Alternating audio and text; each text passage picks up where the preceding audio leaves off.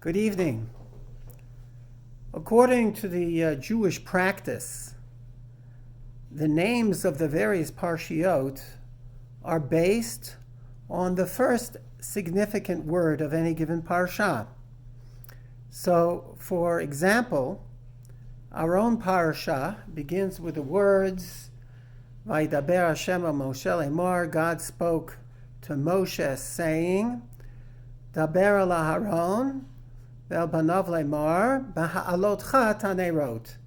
Speak to Aaron and his children, saying, when thou shalt raise or ignite the candles, the lamps of the menorah. Since the key word in that verse is thou shalt raise, our parsha gets the name Behalotcha, or thou shalt raise. Interestingly, the non-Jewish practice of naming parshiot was quite different. When they translated our Torah into their various languages, they decided to name the various books of the 5 books of Moses according to some aspect of their content. Therefore, the book which speaks of the creation of man and his generations is aptly titled Genesis. The book whose main theme covers the Exodus from Egypt is known as Exodus, etc., etc. What intrigues me most about that system, though, is the book from which we are presently reading, which they called Numbers. Why did they call it Numbers, do you think? Probably because the first few parshiot enumerate the population of Israel, thus Numbers. But why is that so intriguing for me? Because in reality, every single parsha in the book of Numbers deals with some aspect of actual numbers. And in the various midrashim on the parsha, there are significant discussions relating to these numbers. For example, last week's parsha, Naso, contains within it the blessings which are to be recited by the Kohanim, the priests of the people, every day. And we have already discussed the significance of this unique tripartite blessing, which are 3 blessings which can be subdivided into the first, which is 3 words, the second, which is 5 words, and the final, which is 7 words. We suggested that perhaps there is a significance in the fact that 3, 5, 7 are prime numbers, which are mathematically indivisible, and therefore, like the blessings themselves, unbreakable. Our own parsha begins with a brief description of the menorah, which, with its 7 branches and coupled with its various appurtenances, such as flutes, flowers, and knobs, are equivalent to the number 49, a number relating to the Jubilee year, or perhaps to the counting of the Omer, which is also the number 49. Another interesting number in our parsha, which makes its appearance for the first time, can be found in the passage which is so familiar to us from our Shabbat service, which we usually accompany with beautiful music. Vayehi bin Soah ha'aron, Vayomer Moshe. And it came to pass when the ark was transported, and Moses said, etc. This tiny parsha consists of only 2 verses. The first containing 12 words, and the second containing 7. This is interesting and significant in its own right.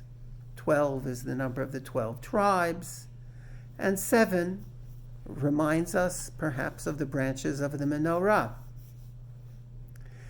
The Talmud, however, in Tractate Shabbat, further explores the numerology of these two verses by saying that they contain 85 letters.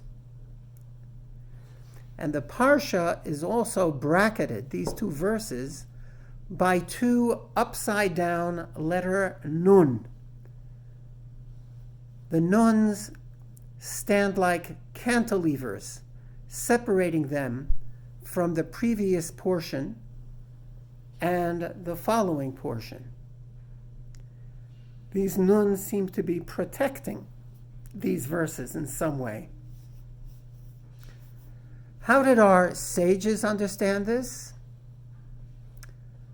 Well, the Talmud propounds a remarkable suggestion that this parsha, these two verses, actually represent an entire book of the Torah. We all grew up believing that there are 5 books of Moses. The Talmud in Tractate Shabbat 116 says, not so.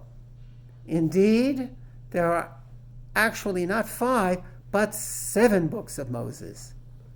And they are Genesis, number 1, number 2, Exodus, number 3, Leviticus, number 4, Numbers, up until Vayehi ben Soah. Number 5 is the 2 verses of Vayehi ben Soah. They form the 5th book. Then we have the 6th book from Vayehi ben Soah to the end of the book of Numbers. And finally, the book of Deuteronomy, 7 books. As a proof text, the Talmud quotes a verse in Proverbs, as is its custom. We always look for a proof text. And there it states in verse 1, chapter 9, with wisdom she built her house. She sculpted it with 7 pillars. Chatzva amudeha shiva'ah. The 7 in the verse refer to the 7 books of Moses. Now, this is not the only interpretation of this interesting verse. Other interpretations of the same verse relate it to the 7 branches of the menorah. But perhaps we will refer to those interpretations later. Now, let's return to this first idea that there are 7 books of Moses. The questions that this raises are numerous, least of which is how can 2 small verses be counted as an entire book? Perhaps we may advance the following explanation based on what we referred to before, the number of the letters in the 2 verses. We already pointed out that there are 85 letters in Vayehi ben Soah Ha'aron. Now, the number 85, translated into Hebrew, represents the letters Peh, Hey, or together they form the word Peh, which in turn means mouth. What we are saying is that the only way to truly understand these 2 verses is to expand upon them through exegesis, or interpret them using the mouth. More precisely, this harks to what we already know is called Torah shebe'al Peh, the oral law. The oral law, together with the written law, is the great gift given to the Jewish people for all time.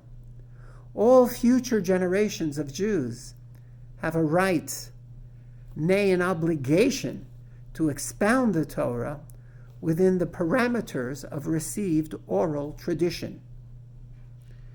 In this vein, perhaps we may express a novel interpretation of the concept of two verses referring to an entire book.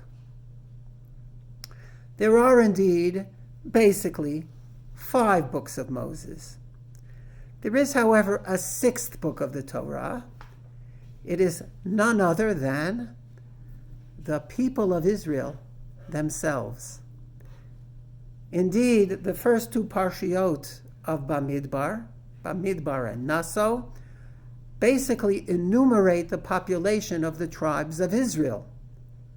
The 600,000 Jews of Israel, which mystically is related to our people, have application to this very day. Mystically, there are 600,000 letters in the Torah. Each one relates to one of the members of the 600,000 people of Israel. Vayehi ben Soa, perhaps, represents the method through which the Jewish people create new Torah, as it were. The 7th book, which is the oral tradition. The Torah Sheba'al Peh is still being written to this very day. Through our daily study of the Parshiot, the Mishnah, the Talmud, and codes, and wherever there are Jews coming together for a Shabbat or Yom Tov meal, and there are words of Torah being spoken. This is our great pleasure to study Torah to this very day. Just as human beings are individual, so too each Jew has the potential to contribute to the great body, the mass of Torah Sheba'al Peh. Maybe this is why Vayehi ben Soa is so short, because it invites us to increase it with our Torah. Perhaps this is why it is bracketed between 2 nuns, to let us know that it is we who are the living Parsha of that traveling ark, which has never rested and continues to travel through us as we bear it to our descendants, the next generation, until the Messianic age. Perhaps Vayehi ben Soa represents our as of yet unwritten book of the Torah, which waits for every generation for the exciting new discoveries which each generation brings to her. Interestingly, the menorah consists of 7 branches, one of which is the famed Western candle, which, according to tradition, continually burned and miraculously never became extinguished. It is the model for our Ner Tamid in our synagogues. Perhaps that candle represents our candle, the candle of the light of the Jewish people, the candle of the Torah Sheba'al Peh, the oral tradition, which continues to enrich our lives year in and year out, day in and day out, until that glorious day of the arrival of the Mashiach ben David, ben Hera b'yameinu, and let us say Amen.